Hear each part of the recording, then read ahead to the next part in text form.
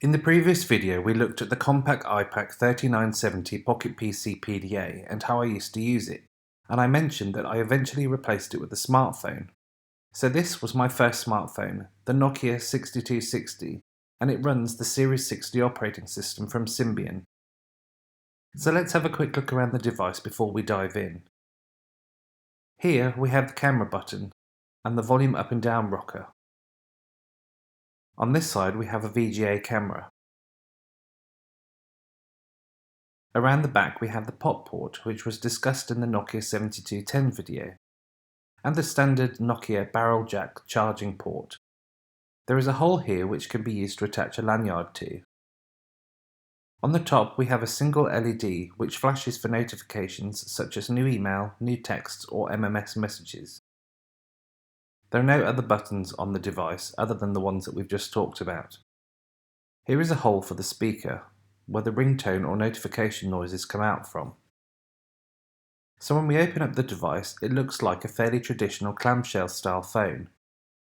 We have the main number keypad down here, but we also have some buttons underneath the display as well as a power button at the top.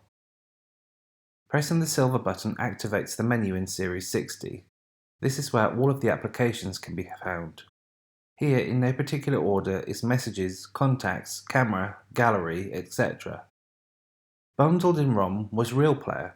Now I don't know if many of you remember Real Player, but on Series 60 it can be used to play back downloaded videos, internet streams or local MP3s. We also have a calendar and a web browser, which at the time was pretty decent, if a little slow over the GPRS connection. Themes allows you to change the way Series 60 looked, such as background images, menu colours, and in some cases sounds. Profiles also allowed you to quickly switch between different settings for audio alerts, such as silent, meeting, indoor, etc. And in settings, this is where you control all the features of your phone from. If you plug a headset into the pop port, you could listen to FM radio. There are also some third-party applications which allow you to view Word or Excel documents. If you wanted to write Word documents on here, which I really wouldn't recommend, you could pay for the full version of Documents to Go. What I liked about Series 60 was that you could add your own applications, so of course I installed GoBoy, a Nintendo Game Boy emulator. I used to use this phone on the bus or the tram, and I used to use GoBoy to play Game Boy games whilst commuting to or from work. So let's look at how we use this device to take photos. As the camera is on the side, you have to twist the phone round and it automatically opens the camera application.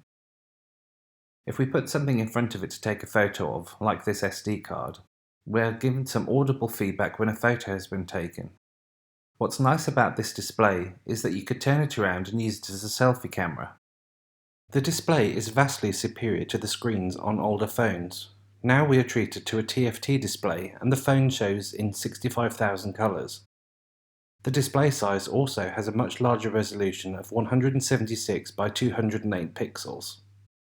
However, when taking pictures, this large screen is sadly not taken advantage of.